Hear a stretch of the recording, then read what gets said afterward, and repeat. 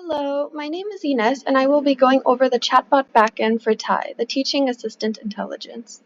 TAI is an open source project developed by the Vive Center here at UC Berkeley.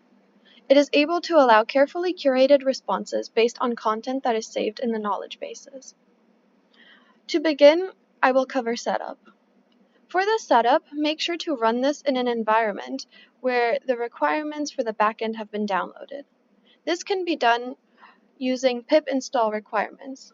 Then the environment variable should be configured with the correct API keys. The host IP also has to be changed to the computer's IP. To act as a server, this IP has to be static. For the knowledge bases, they also get saved in the backend in this embedding folder.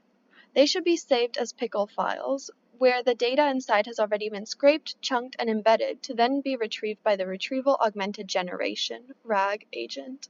This can all be done using this RAG folder below. When run, a post request formatted in the OpenAI API endpoint format is used. The completion request includes the chat history, as well as the course name that the user chose to ask a question to. The course in question allows for the model to select the correct knowledge base to retrieve from. Hence, the prompt and the parameters are set, allowing the large language model to respond in an educated manner from the retrieved references. Now we will have a look at Llama Selector for an understanding on how the user prompt gets handled. To process the user request, the formatter prepares it into the OpenAI style discussed before. The selector, here, processes the user message by first checking which course the user is choosing. Here. Next, this will be used to determine which knowledge base gets used for the RAG. It will then call BGE compute score, which allows for the function to determine which embeddings are most similar to the user message.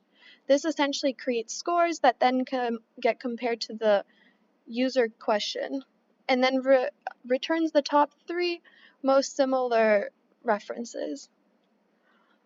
The ID, content, and URL of the references will be added to the user prompt that will then be passed on to the model. However, to ensure that the information referenced is relevant, there's a minimum threshold for similarity that must be met for the references to get passed on to the user prompt. If no references exist, the prompt gets encouraged to keep the model based in reality and to avoid hallucinations. However, if there are references passed on to the LLM, the prompt tells the model to refer to the data given and to return the reference URLs to help the user follow the information to the source. The user message here can be changed and improved depending on the user's needs.